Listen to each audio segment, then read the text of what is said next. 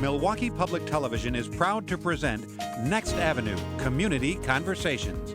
Next Avenue brings baby boomers and beyond smart, useful information and compelling perspectives. Our goal is very simple: to provide provocative information that makes your life more meaningful and enjoyable. This program is made possible in part by funding from our good friends at the Helen Bader Foundation. On this episode, a community conversation about work and purpose, featuring WKLH Radio's popular morning show hosts, Dave Luczak and Carole Caine. We're coming to you from Discovery World on Milwaukee's lakefront. Now here's your host, Mark Siegrist. We are kicking off season number 2 of Next Avenue's Community Conversation series, and if I do say so myself, we're doing it in great style, being located right here at Discovery World on Milwaukee's beautiful lakefront. Great to have you with us as we further explore the meaning of work and purpose, especially for those of us in the baby boomer generation. Work and purpose, as in staying fresh, relevant, purposeful, open to change, yet building on past experiences. When it comes to the media industry, our special guests have done this as well as anyone we know. That's because for nearly 30 years, they've teamed up to keep us informed, also entertain us, amuse us on Milwaukee Morning Radio, and they do it in great style. Please help me welcome Dave Luczak and Carole Caine from 96.5 WKLH. Applause is permitted. Thanks, Mark. Thanks for having us.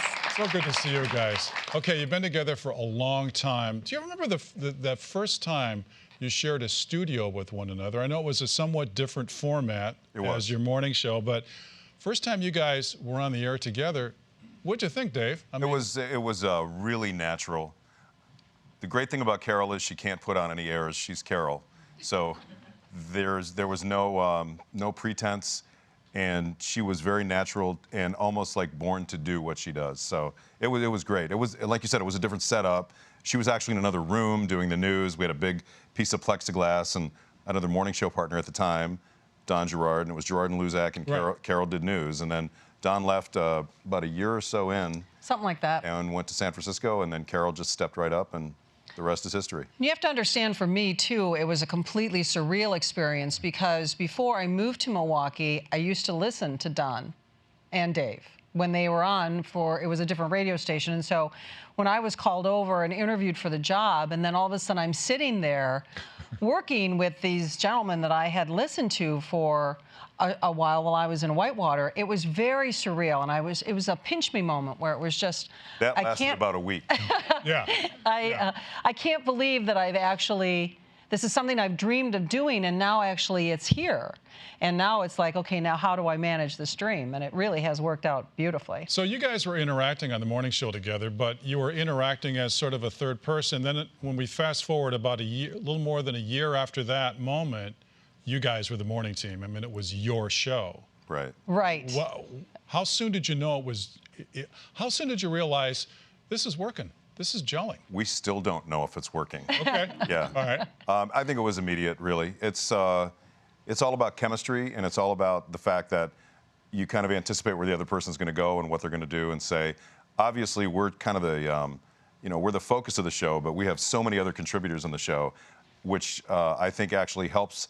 And Carole and I maintain the same chemistry no matter who we're talking to, whether it's a celebrity, an actor, a comedian, whoever it is. We essentially, it's the two of us anticipating where the other person's going to go, what they're going to ask, what kind of information they're looking for. And I think that's just a natural, grassroots, sort of organic thing. But that came over a stretch of time, did it not? I mean, when you start anticipating a partner's professional, yeah. Well, yeah, of course, it takes a little while to, kind of really get the other person's personality under your belt, if you will. But Dave and I come from very similar backgrounds. I'm Wisconsin born and raised, but he's Pittsburgh area, and it's all that very working class, blue collar, salt of the earth kind of people. And so we came from such similar backgrounds that it really wasn't difficult for us at all to really kind of like we kind of relate to each other and relate to each other and hitch into each other's personalities, and it didn't take us long to kind of figure out he's so good at reading me, and I've gotten much better at reading him over. We've been together for so long, but I mean, I know he knows where I'm going to go, and I know where he's going to go. It took a little while to kind of get there, but it like Dave said, we were so natural with one another right away. He's like the brother, my second brother. Right, right. But in a professional setting like this, do you recall the first moment when you guys were together on the air where something clicked and you just collectively went, yeah? Yeah, I Now, can that remember. was cool. I What can was remember it? what it was. It's when Carole had a roll of paper towels and she put it too close to the space heater. Yeah. And set the studio on fire. And I introduced her to do the news. Yeah, this is and she just classic. started screaming, "The studio's on fire." And it was at that moment I knew that she really was the partner I'd been looking for on the radio my entire life. As Right. long as I could get out alive every day at 10, I'm set. But you were able, I mean, something hilarious was taking place and something Yeah. happening that would scare a lot of professionals, but you were able to hold the moment, let the moment play out itself so the listeners could truly enjoy it. Right, You could have exactly. talked over it or tried to top it. Well, but he kind of was doing a little bit of a play-by-play because I then, not good in a situation like that. No, horrible. Horrible in a situation like that. Ran out. Now I'm working with electronics and I've got a fire. What's the worst thing that I could do? I She went and got a threw glass of water on- water. Really? Oh, yeah, Yeah. she threw water on it. It was So I was- fantastic. It was great to do the play-by-play. Nobody got hurt. Everybody's okay. All right, everybody's fine. It was just an interesting moment. I really thought at that moment that if she could maintain, I mean, it's sort of like the modern day, you talked about baby boomers at the Yeah, beginning. yeah. Okay, baby boomers, we all grew up watching I Love Lucy. She's the radio version of Absolutely. Lucy. That's exactly what she Absolutely. No, and you know what? That's true. There is so much pressure in the media industry, especially morning radio, for making it work. I mean, you live from ratings book to ratings book, and sometimes talent is forced to do things that's outside of their comfort level. How do you stay grounded and sort of let it come to you? Well, I'll tell you this much, and I mean this sincerely. This is going to sound like I'm towing some company line, but Carole and I have worked for the same owner, the same group, our entire careers here in Milwaukee. It's a phenomenal group of radio stations. Saga Communications out of Michigan. We have great management, and honestly, I think that the great thing about them is they hire the right people and let them do their job. So the pressure comes from within. It's not an external pressure. It comes from within so that we can maintain, I guess you could say, relevance, as you mentioned in the show open. Yeah. It's all about us staying relevant every day, every minute. And that pressure is an internal pressure that you either have or you don't have. It's not something that's been applied to us by management, and I think that's the reason it does work. Yeah. Yeah. And what about you, Carole? Because you came into a team that was already established, and you became the co-host. Right. I mean, how did you relax and just sort of let it unfold? Because in radio or television, if you're forcing it, your listeners or viewers know it right away. It's not you. Right. So how did you make that happen? Well, Dave and his partner at the time were really integral in trying to make me comfortable because I was replacing somebody else that had left the station. So, they were the show actually, and I was the news girl.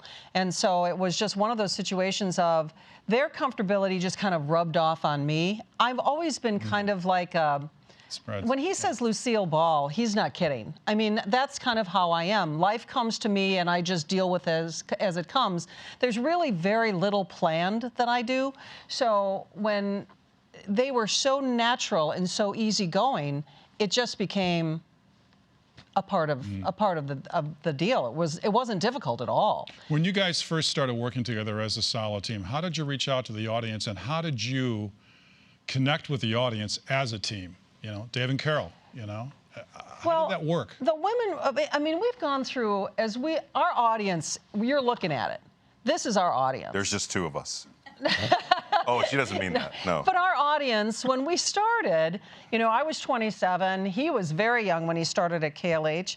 And so we've kind of they've aged along as we have aged and through all of our different life stages that we've all lived, together. And so I think we've grown together, and I think the audience relates to that. And I think that as opposed to us reaching out to them, they reach out to us, and especially nowadays, the way social media works. And I can remember we were talking about this recently, that back in the day, the only way to get a hold of us was to either call our station or to write us a letter. Now, if we actually get a letter, we're very afraid. but that's a whole nother thing. It's creepy. But if It is weird. For the most part, though, with social media, people are connecting with you moment by moment, regardless of whether they've got other things to do. Everybody feels the need to be able to give their input and their ideas, and so it's constant. It's very liquid. It's very fluid. There's always that feedback from the audience, whereas it never was that way before. Before, we kind of just assumed or hoped people were kind of paying attention, and now we know from moment to moment what they like and don't like. How difficult was that to initially embrace that? Okay, now it's not just a letter or a phone call or a casual connection at the supermarket. Right. Folks are communicating with me while I'm in the middle of doing my program. Well, I How think do you adjust to that? I think it would have been a lot more difficult had it not happened in stages. I think we all remember the first time that, when we got faxes. Remember when you get a fax, and then you went to emails. So it's been progressive. It's been a natural flow. It's been adding one thing at a time, and now it's almost like you've gotten used to it. You build the wall one brick at a time, or take the wall down one brick at a time, so that the audience is on the other side, and they're ready and willing and able to help. And actually, the best shows we have, I think, are when we let the audience give us all the input and pretty much guide the show. That's when you just flow with it. You just ride the wave. Absolutely. That really is when it's the most fun. And the audience can tell when we're having fun. We really do get along very well together, Dave and I, and so that translates completely on air. And he's right that when we have all of this audience participation, and we really do carry on dialogues with our listeners while we're doing the show. Yep. Like we'll answer the emails and we answer the texts and we respond to them on Facebook and Twitter and all of that. That's all going on. The show, since we started doing the show together, it's probably running 10, 20 times faster than it was when we started. But Easily. your pacing, I have to say, what I enjoy most about your show is the pacing. It's full of information, full of different voices, different input, but you guys have established a pace that's still easy to digest. You're not throwing stuff at your audience. It's out there in such a pattern where you can actually digest it and transition on to the next one, and that comes from over time. Oh, certainly. It's I always equate it to like being dance partners. We're kind of like the ultimate dance partners. Without the fancy costume. Well, I have the fancy costumes. Yes, she does. But it's just one of those situations where over the course of time, he's the lead, he's the quarterback, and I'm kind of the receiver, and we kind of like dance this dance together. I can tell where he wants to go. He knows where to take me. All we have to do is the eye contact sometimes now, because we are now in the same studio. So he's within an arm's shot of me, and all he has to do is look at me, and I know what he's thinking. And it has taken time, but that's what makes it fun too. Give me an example of that. When did that work recently for you? Where you mentioned to me that you recalled on air recently a sound clip. We were talking about this sound clip that had been a 911 phone call that was really funny, that we had talked about, had been in the system for probably 10 years. Yeah. And I said, you know what this reminds me of? This reminds me of that 911 phone call. And immediately I saw him engage this one. He's got 6 computers sitting in front of him, and the one computer to literally his 6. Yeah, literally 6 screens. What's on the computers? Well, the audio board is obviously the main thing that I run. So I control all the. I kind of engineer the show while the show's going on, and left to right, it's everything from the output of the board to the digital audio system that has every commercial, every song, everything on KLH. Actually, we're in a building with 5 radio stations, so that accesses everybody's computer mainframe, if you will. And then there's what's going on the air, and it's all digital. Everything's digital audio. There's the computer that has the internet input, so that Facebook, Twitter, all that kind of stuff. And then there's the one that records all the phone calls and records things that are coming in to the radio station. And then there's the one that our producer has in the other room when he's telling me, what I should or shouldn't be doing, or why I should have ended this 2 minutes ago. So you're keeping eye on all this stuff. You're keeping close with the flow of the show. You're thinking content. And Carole's in the middle of a story, and she goes, "I remember that sound clip from 9." And immediately, I go to my left. I go to my left screen, and I have keyboards all over, and I have to punch in what I think it is, and I find it, And then when I found it, getting back to her example, she looked at me and just knew that I had it. So I had found it and I put it on the air. He just looked right. Radio. He looked up and he's scrolling, looking, and then all of a sudden he just lifts his eyes, and I'm off to his left, and I know he had it. So I stopped, kind of like my little chit chatter, and he launched right into, well, I happened to find that, and I'm like, oh, I knew you were working on that. I knew you had it. So that's just kind of like we have almost this weird unspoken language between us. He knows when I need help, and he knows when I know when he needs help. We actually did a commercial one time that ran, well, we did a lot of commercials, but one of the commercials was that in the middle of the TV shoot, Carole just looks at the camera and says, Dave has to go now. And then I turn and leave, and she goes, so it's like she can actually figure out what I'm thinking or what I'm doing just by standing there. So you guys reach out not only to your audience but to the community charitably, and one of your biggest outreaches involves Children's Hospital. How did that all start, Carole? Well, you know what? We've done it for so long that we were looking for something, a way to get involved in the community. We had meetings where we sat around and we were trying to figure out, here we're so fortunate, we're so blessed to be able to have the job that we have and be able to raise our families in this wonderful community. And it's like, okay, we really need to find a way to give back. So we were having meetings and trying to bounce different charities back and forth and back, and then. Well, we had done the Christmas for Kids party since the late '80s. Right. And so we knew we wanted it to be a kids cause, and both of us being parents. Right. We wanted to contribute that way. So we had a meeting with Children's Hospital. They were amenable to it. And at the time, I think we were only the third radiothon in America, because mostly it was a telethon situation. And over the course of time, it's grown. Since 1998 was our first one. It's grown to be, our radiothon is the largest contributor per capita of all 190 radiothons in North America. This past year, last May, we raised close to $1.4 million in 36 hours. Wow. We've raised, after this year's is over, it'll be around $20 million for Children's Hospital. We are also, in overall revenue, we're number 3, I believe, in all of North America. So I think it's a testament to the community and to the priorities that people here in Wisconsin have, and the fact that they understand about giving back to the community, and also that the kids are our future, and they know that maybe it's okay to go, without that extra Snickers bar every now and then, right, so they can give it to the kids, because it really does add up. Absolutely.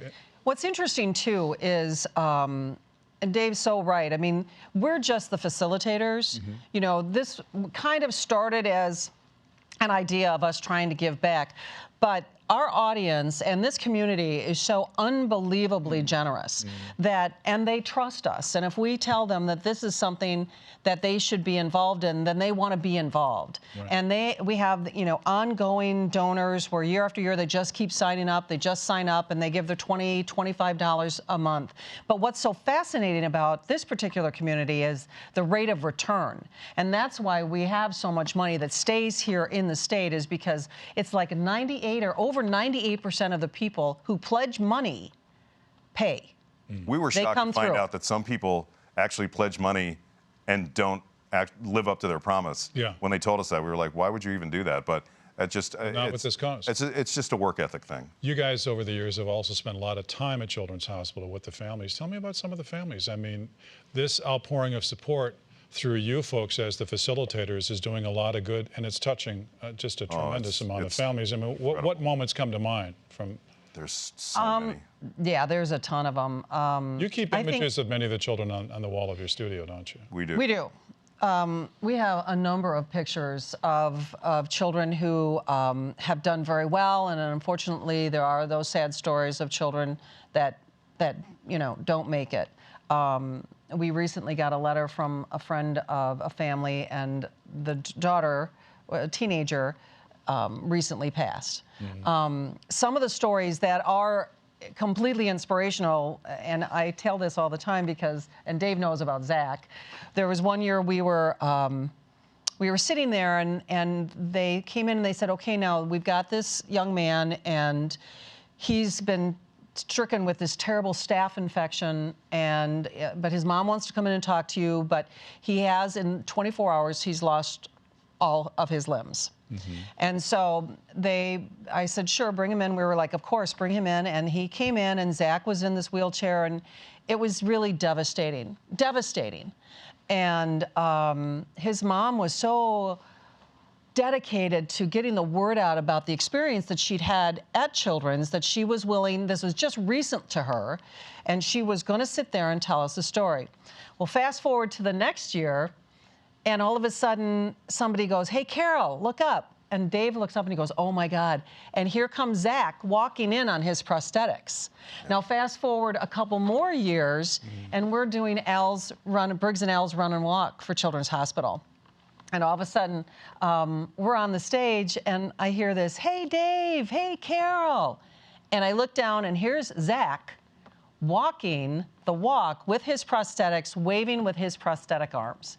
And I was just like so taken away, and we both stood there and looked at one another and said, if he can do it, everybody should be doing this. And it's just the doctors and the nurses, and all the way down, we say it, the food, the maintenance workers, everybody. It's a phenomenal facility. We get far more out of doing that event than we could ever give back.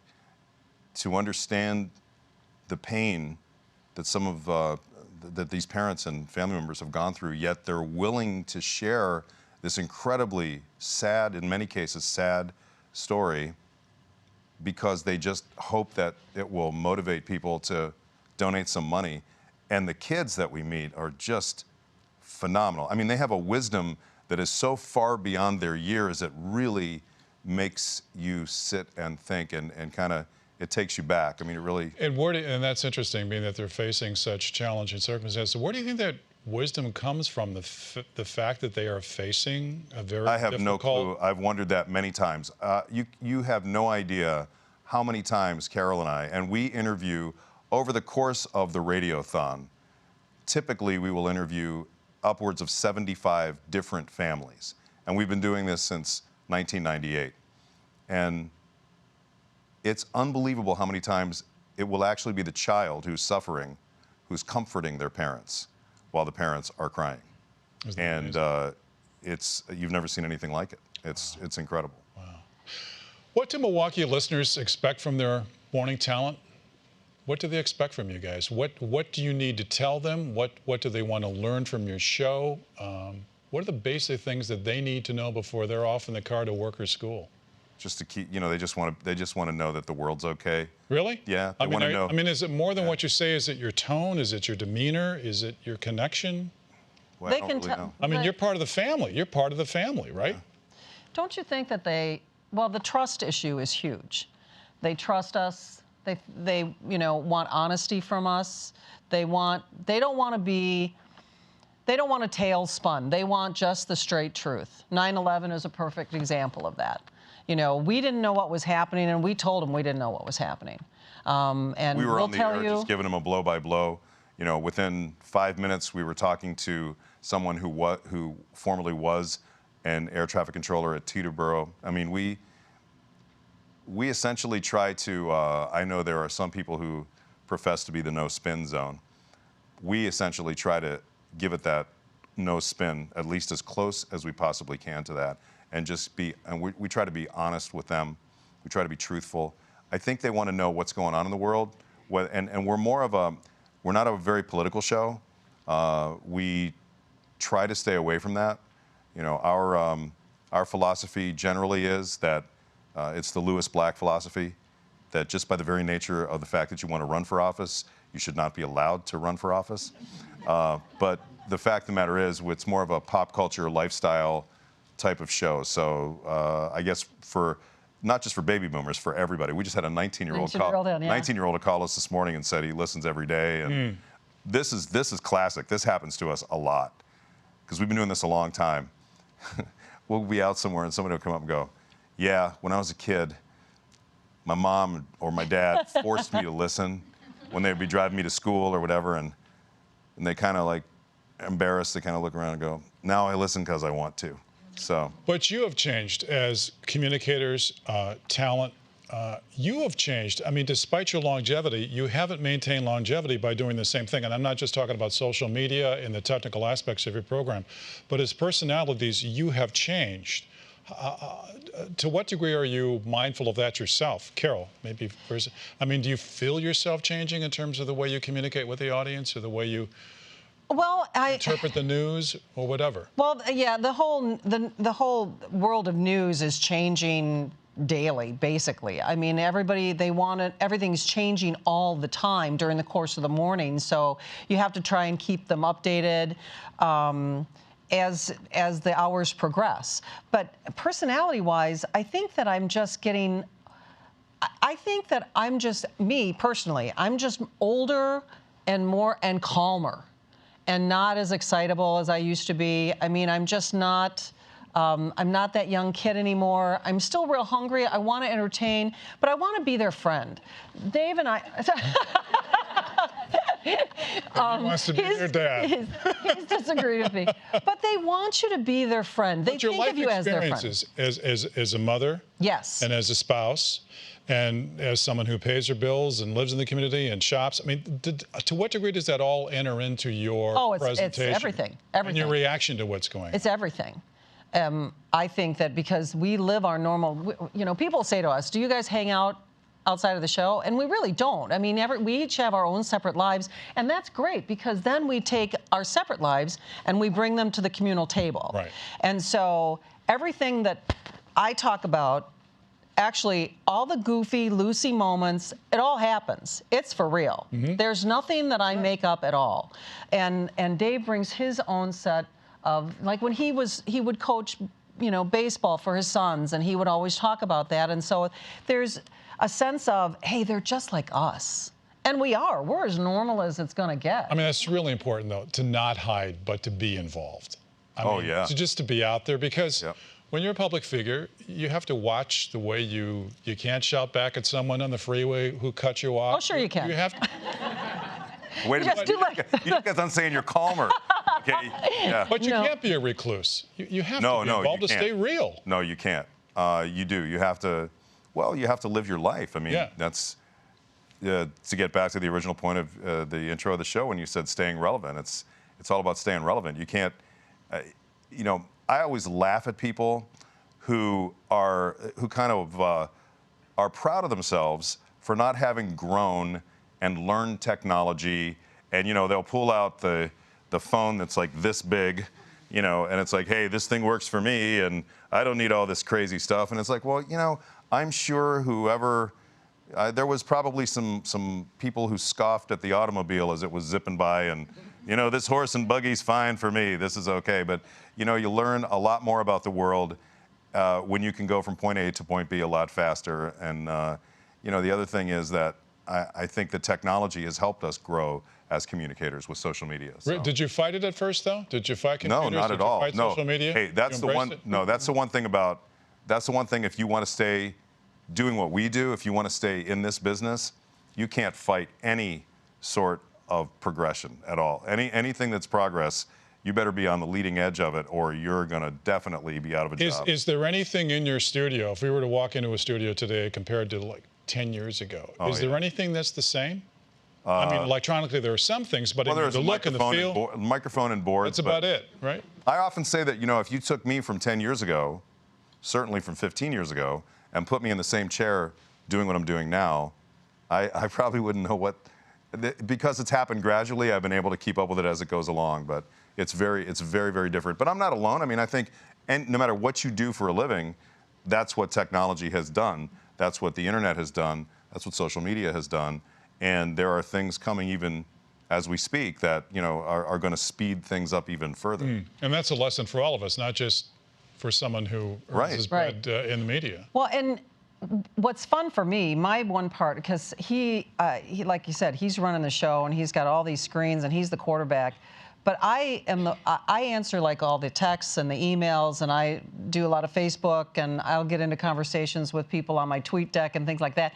And it's fun for me. I'm I'm a woman. I want to talk. Are you kidding me? I've got people writing to me who want to talk to me. I'm all in. I'm there. So I love that aspect of the carrying on these conversations during the course of the show through all these different social media sites. It's interesting, and that also helps. But you're still tuned into the conversation. You're still part of it. So I mean, you're operating on a higher level. A much higher level than. Don't give us a lot of credit, Mark. Really, no. I was going to say, really. Yeah, no. It's not. There are people that are saving lives, Mark. We're not doing that. Yeah, we've seen those people. They've actually let us in to see some of that stuff at Children's Hospital, and that's when you get done watching those people, you say, wow. And we play Rolling Stones records. We have some folks here in the audience at Discovery World. Boy, this is a nice place to have a conversation. It's a really great place. Discovery World is a jewel. It is. It's phenomenal. We actually have done our show down here a couple of times. It's great. I love Discovery World. Yeah. So I know a lot of you folks have questions for Dave and Carole, and we've got a couple microphones set up here about midway. So if you like to if you have questions, if you like to head to either side of the seating area, come on and get involved, because I know before we started our program here with Dave and Carole that you folks expressed some things that you were going to ask them. So just get the attention of our producers, and we'll get you involved. And this gentleman's heading for Mike. Here's a brave gentleman heading to the microphone right away. Your name, sir? Where are you from? Doug Emmons from Brookfield. Excellent. What's your question? Well, first of all, thanks for being here, and we're lucky to have you here in Milwaukee. So appreciate that. Thank you. As a kid, I always wanted to be in radio. I always dreamt about, the different kind of voices I do and things like that. But really what drove me to want to be in radio was music. I really loved music and being able to share that. And this is the kind of music I want my friends to play. What really got you into it? Was it music, or what really drove you guys to get into it? I'll answer first because I can relate to what you're talking about. That's the reason I got into radio, too, is because I loved music. That's what I wanted to do. I remember being in high school back in Pittsburgh, asked my guidance counselor if he could suggest some schools for me to go to, some colleges to go to for communications, because I wanted to be on the radio. And he was absolutely perplexed. And he was like, nobody's ever said that to me before. So can you come back next Tuesday? I got a week to work on it. So when I went back, he gave me 3 choices: Syracuse, UCLA, or the University of Dayton. And I went to the University of Dayton, which at the time had a 50,000 watt FM radio station, and it had a professional management team, sales staff, but the only way to get on the air is you had to be a student in the communications department. So that is the reason why, for example, many people know Dan Patrick. Dan and I went to college together. Dan and I did morning shows at 2 different stations. He was my original morning show partner from back in the day. It was kind of a feeding ground, a learning ground for all of us who got into radio, and many are still in radio today. So yeah, I did the same thing. I loved the music, and that's what I wanted to do. I wanted to be on the radio. Thank you for that question. That's a great question. To what degree does the classic music format really help with your longevity, perhaps, and help you with the type of show that you're presenting? Well, if I could say, I wanted to say that the reason Carole got into radio is because she used to listen to me and Don Gerard. That's what I tell her all the time. Yeah, that's his story. Yeah, that's my story, and I'm right to it. So no, that was my life's been a crapshoot. Honestly, I mean, that's just the way it is. I went to Madison. I was in pre-med. I wanted to be a veterinarian. And I might as well have thrown my father's money out the window as I drove to Madison, because once I got to Madison, I realized, hey, that's State Street. But I left Madison, and I went to the University of Wisconsin-Whitewater. This is a true story. I needed a 1-credit course, and somebody said Radio 101. I can't make this stuff up. Radio 101 is a really easy course, and you'll get an A. That's just the way it's going to be. And I'm like, okay, fine, I'll take it. 2 weeks into my Radio 101 course, my professor, who was straight out of commercial radio, pulled me into his office and said, I want to put you on the college station. I really think you have a future in this. Wow. And so just by luck, I would happen to run into this guy. He would be my professor. He saw something in me. I don't know what it was. And that's it. There you have it. Charming story. No planning. And there was a particular day you were talent for a beautiful music format, and something went wrong. Thanks, Mark. Thanks for bringing that up. Well, you talked about being candid with your audience. So. It was, that's true. I worked for a beautiful music station in Fort Atkinson, Wisconsin, and one of the studios doubled as a production room, and I was trying to cut a commercial. But what I realized, but I didn't pay attention to, was at the time when the one FM studio would go live, my studio also would go live over 50,000 watts of beautiful music. Which is like what, Mantovani or yes. Henry Mancini? Exactly. That's very highbrow. And I was very frustrated with this commercial that I was not able to kind of get everything together, and I let fly a bomb at the time that the light went on and we were live. So 50,000 watts with the bomb. I'm Carole. Caine and I approve this message. Oh, it was awful. I could have been, I should have been fired, but they were very gracious. And we have another question. Yes, ma'am. Hi, I'm Vivian King from Milwaukee. It's really great to see you, Miss Caine. It's good to see you as well.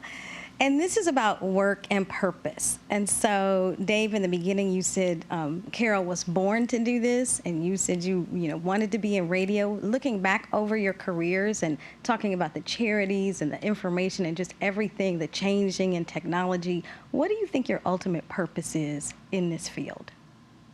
Oh. Wow, that's a really heavy question, Viv. No, it's a great question. I actually think that by happenstance, I didn't set out to have an ultimate purpose in this field, nor did Carole, obviously, because we explored how Carole kind of lives her life and stumbles into things. We sort of stumbled into the idea that, back in the 80s, we started having this conversation on the air. It was in 1986 it was Christmas time. We started talking about how, Christmas is really for kids, and there are just so many kids who don't have things, and it was a grassroots effort from our audience, and we started doing the annual Christmas for Kids party, which we did for 26 years, and we would take care of upwards of 5,000 every year, and springboarding off of that has become the Children's Hospital thing. So I think the ultimate purpose is not just to wake people up and entertain them, but I think to set an example of giving back to the community and how important it is to invest your time and talent back into whatever community is that you live in, and we just, we love it here. And we just want to make this a better place. So I think ultimately that's what it is. I think there is a certain responsibility that you bear when you're in a position like we are, because of the fact that we do have that 50,000 watt powerhouse behind us, and we can help make things happen if we use it correctly. And so why wouldn't you? And I just think that that's kind of been our idea behind why we try to do what we want, what we do, and the purpose behind it. It's just like, if we can help, you should. Yeah, Isn't that just the way it should be? If you can, why wouldn't you? So. Exactly. Well, that was a great question, Vivian. That was very good, Vivian. Thank you so much. Vivian King, a very fine journalist in this community as well for many years at WTMJ. Good to have you with us. I have a question, and that is, over the years, a lot of morning talent has gotten into trouble thinking and executing cutting-edge material to get attention. And I know that in your regular meetings, there are a lot of things that you explore, a lot of creative stuff that you explore. What kind of guidelines have you developed for yourselves as a team, or in a situation where one of those ideas comes your way, you just say, you know what, I can't do that. That's going to offend some. That's just going to be mean-spirited. Does that go on a lot? Yeah, it does. It does. And the standards by which you determine things are always changing based on the audience reaction. I go back to the early 90s, and the first time we put Milwaukee treasure John McGivern on the air, which was 1992, I had seen an HBO special with John, and I asked to get the video, and I watched it, and then called Carole and a few other people into the room, and we watched it again. And it was a very different day and age, and John will tell you this himself. When we first put John on the air, we got a lot of complaints. Mm-hmm. And as time has moved on, and people, I guess you could say their social mores and what is and isn't acceptable, things have changed. So what we are there to do is to reflect those changes. And the audience really kind of sets for us where those parameters are. Yeah. We don't necessarily set it. We just pay attention to what the audience is saying to us. And they, you know, if you just listen, you can see where you can and can't go. What about you, Carole? Well, our audience, like Dave says, kind of drives the ship as to what we will do and we will not do. But there is a very, very huge difference between being cutting edge and profane and disrespectful. I mean, we're old enough to be able to figure that out, too, on our own. I mean, we're in our mid-50s if we haven't figured that out. I mean, and there's a way to deal with some difficult subjects or interesting or salacious material. But if you do it the proper way, you're going to be all right. I mean you have that's another dance kind of thing. You have to know what you're doing and know your audience well enough as to how you can present it. It's all about presentation and timing. And the key thing, Mark, is that every day, the very first thing I have to do is turn the 7-second delay on. Because then if I screw up, I got 7 seconds to make sure that goes away. How often do you have to hit that button? You mean like today? How often? It's daily. Seriously, it's daily? No, it's not daily. It's from time to time. A lot of times it's with a guest or when we go live to the phones, because you never know what people are going to say. Sure. Because they slip. Ellis, you have a question, sir? Yes, Ellis from Glendale. I have a question for Dave and Carole about the changes they've seen in the radio industry and are seeing, and in the next couple of years may see, particularly in radio service to baby boomers and those older than 50. I think it's, thank you, Ellis. I think it's a question of the changes in the media. It's not just radio. It's the fact that there are so many different platforms. Radio is simply another form of content for people. Yeah. Whereas before, I mean, there are so many platforms where you can get our radio station. If you have an app, if you have the app, if you go online and stream us, you go on demand, you can listen to things we've done, similar to TV, similar to virtually any sort of content provider. So radio's no different in that way. I think it's a worldwide change. It's not just a radio change, it's a change for every media outlet, and it's all about the content that you provide. Is it unique? Is it fun? Is it different? Is it informational? And if it is, it will survive and thrive, and if it isn't, it will go away. And that's kind of essentially the change we've seen. With radio consolidation, there was a change a while back where a lot of the mom and pop owners went away, and then big companies and big corporations started owning radio stations. And with that, they tried to cut costs, cut employees, and cut service. And you've got some companies that they're doing the person who's doing the midday show is based out of Indianapolis or New York, and they're doing 5 midday shows, and they're voice tracking. Our company doesn't work that way, and I think that's one of the reasons why we've been able to thrive and survive as long as we have. You're blessed to be in that environment, really. You really are. We know that every day. We're really lucky. Yeah, absolutely. Carole, your reaction? In terms of changes coming, especially for the baby boomer audience, and what lies ahead? What do you see? I don't know. You just can't run fast enough, honestly. Yeah. I mean, it has sped up so quickly, and I agree with everything that Dave just said, and it's just the fact that for our audience, I think that they're so savvy and they're so smart, and we have to kind of try and stay ahead of the game in order to keep them entertained and keep them informed, which is why constantly during the course of the show, we're constantly looking, constantly searching, constantly updating.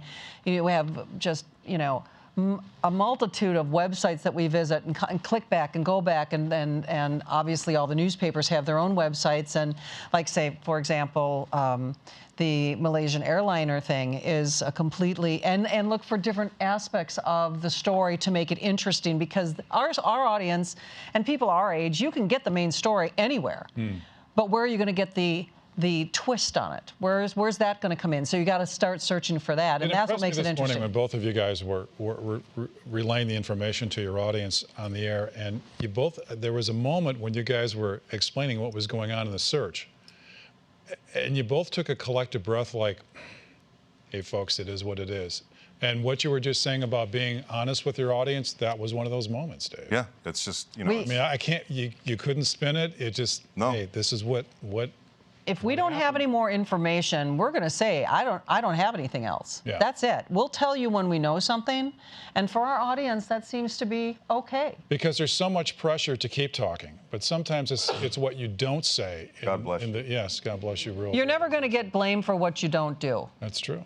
If you step out of the box and make an idiot out of yourself, you're going to be tagged. And that's why you have to be careful. Are your minds into your profession 24/7, or do you have a balanced life, and are you able to turn it off, and are you pretty disciplined in saying, okay, I'm going to put this research down tonight, and I'm going to just chill? I mean, how do you do Is that? anybody balanced anymore? No. No. Not with the No, internet. I mean, being totally serious. That's one thing. Smartphones, and we were talking about being content providers. Everybody in the world is a content provider. That earthquake that happened in California, as it was happening, people were tweeting. Not only was it happening, but then they were the pictures. People are remarking, making jokes on it. So even in an earthquake, people aren't putting down their phone. All right. So people never put their phone down. They don't put down their tablet. It's very difficult for anyone to disconnect, and essentially we can't, because we are a reflection of the community if we're going to be successful. And we have to be witnessing or being a part of the community. And if there's a big event or whatever, we have to be a part of it as well. Otherwise, we're irrelevant. When do you find you guys have a lot of production in your presentation? What's interesting is once you get past the 9 o'clock hour, you guys again take somewhat of a breath, and the pacing's a little different, just as informative, but fewer voices, and it's really you guys. Right. And it's a noticeable, it's almost like you're going a little more in depth about things. Right. What's that transition like for you when you get past the 8 o'clock hour into 9 o'clock? And it's sort of honestly, it's a different feel for the audience. To what degree is it for you? It's a different feel as well. It's a transition into the midday show, which of course is very music intensive. So, and it's just a matter of, instead of having it be so abrupt, the change be so abrupt from the end of our show to the middle of the day show, it's kind of a transition hour. So play a few more songs, and typically we'll play one song an hour from 6 to 9, and from 5 to 6 usually 1-2 songs. And then in the 9 o'clock hour, probably 4 songs, and so we kind of expand it out a little bit and kind of get people used to the idea that we're about ready to kind of segue into a music show. One of the favorite, I'm sorry, Carole. No, I was just going to akin it to something like maybe running a marathon, because that's kind of what we do every single day. It's kind of a mental marathon. And you start, the gun goes off at 5. You're pumped, you're excited, you keep going, and, it builds at 6 and 7 o'clock hour, and even in the 8 o'clock hour, and then all of a sudden the 9 o'clock hour kind of rolls around, and we are getting ready to transition into something, and all of a sudden, you can see that finish line. It's like, here, my marathon's almost done for today, and you can kind of take a deep breath and slow down your pace and cross the finish line and hand it off to somebody else. So one of my favorite presentations in your morning show is you, towards the end of the show, you put together a series of sound bites from around the world. What's happening right now, and what happened overnight through the eyes of a lot of stand-up comics, a lot of late shows. Yeah. It's very well done, and it's done in such a way where when you hear a series of about half a dozen of these compelling bites from public personalities, you pretty much are up to date with what's happening in the world. Right. How did that come about, that presentation? Once again, an organic thing where, we every day when we come in, Carole and I both go through reams of things to read. Typically, I know, like in my case, I'll read 3 newspapers, and then we also have a stack of prep material that I will go through. And a lot of it contains audio bites from morning show prep services. I typically will read the verbatims as I go, and I'm fortunate to be able to speed read. So I speed read through them. I highlight the ones I want. I'll tell our producer to put those in there. And then at the end of a show one day, we realized we left all this good stuff on the table. So we need to compartmentalize and put it into a feature. So we just called it Clips, and it's about 7 or 8 minutes. And as you say, it's everything from what the president may have said or what someone in politics overseas may have said. But more often than not, it's Jon Stewart in The Daily Show, Stephen Colbert, Jimmy Kimmel, Jimmy Fallon, maybe some things that are going on some of the more, I guess you could say, the highest rated TV shows and whatnot. And a lot of it is a humorous twist on the news, but what is it about stand-up comics or folks from the comedy bent that are able to sum up so precisely even through a joke, what's truly going on in the world. I mean, how do they talk to you? Well, first of all, those guys are brilliant. They're smart, smart men. What was the clip you had from Kimmel? They don't pay me to be smart, they pay me to be funny. Funny, right. So they know how to do it. They're just smart enough to be able to know what the top stories are, and then they're stand-up, so they can, you know, make a joke out of it without offending anybody. I mean, that's just what they do. That's Well, what they're typically paid they to do. point out the absurdities Right. that are around us everywhere. They just happen to be really good at recognizing the absurdity. And the social commentary is amazing. Yes. And very Yeah. penetrating. You know, he said something really interesting. I don't mean to interrupt you, but when he talked about organic, and we found that you can plan. You can meet ad nauseum, but the organic things, the things that naturally are brought up either between us, from our audience, or one of our cast members that just naturally blooms into something, those are the ones that are the most successful and that allow us just to all show our own personality and our own point of interest, and it's really, that's what happens, because you can plan anything. You know that better than anybody. I mean, Well, what does that say, though, about over-planning and overproduction when that moment arises in the studio where it's just happening? Where does that come from? Usually it comes from a roll of paper towels at a space heater. We've come full circle, haven't we? Yeah. In comedy, that's a callback. Okay, you guys are coming up on 30 years. How long is this going to last? I don't know. He's At driving least the 30 train. more years. I have no clue. Are you looking over your shoulder? No. What was the Satchel Paige? It said, don't look behind you. Something might be gaining on you. So, no, just keep moving forward. No, just keep going. Yeah. It's fun.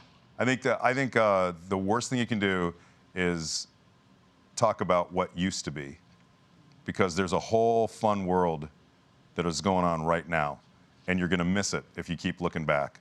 And what do they say? These are the good old days.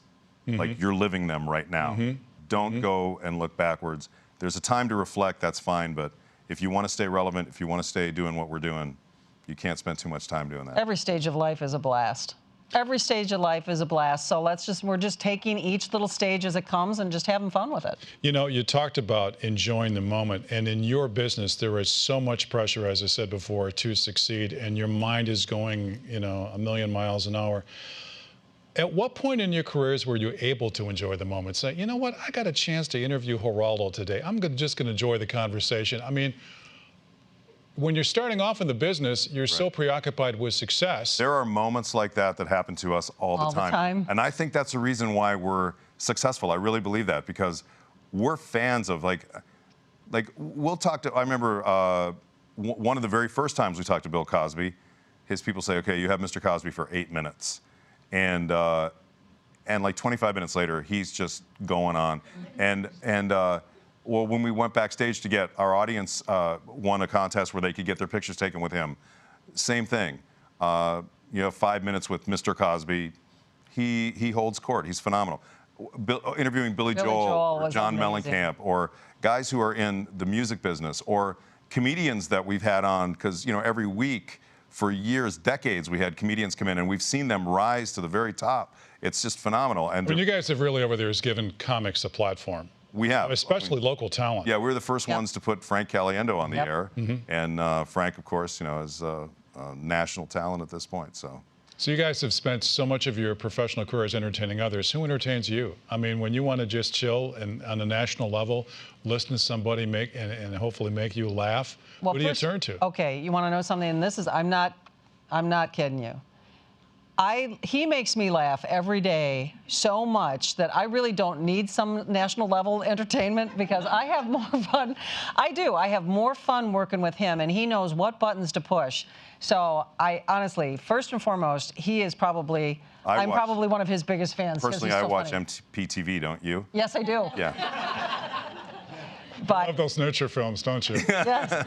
And now, the Loons. Dave and Carole from 96.5 WKLH, everyone. Please help me thank them for being here. Thank you all. And contributing Thank you. to the kickoff of our new season. We'd like to thank, also like to thank our audience for helping with questions and for just being here. It's been great to be in this environment. The staff at Discovery World has been warm and welcoming. We appreciate them making us feel so welcome. Next up in our Next Avenue series, we're going to be focusing in our next episode on the art of happiness, health, and well-being. That's a tall order, but we're going to make it happen. Thanks for being with us. I'm Mark Siegrist. Until next time, take care.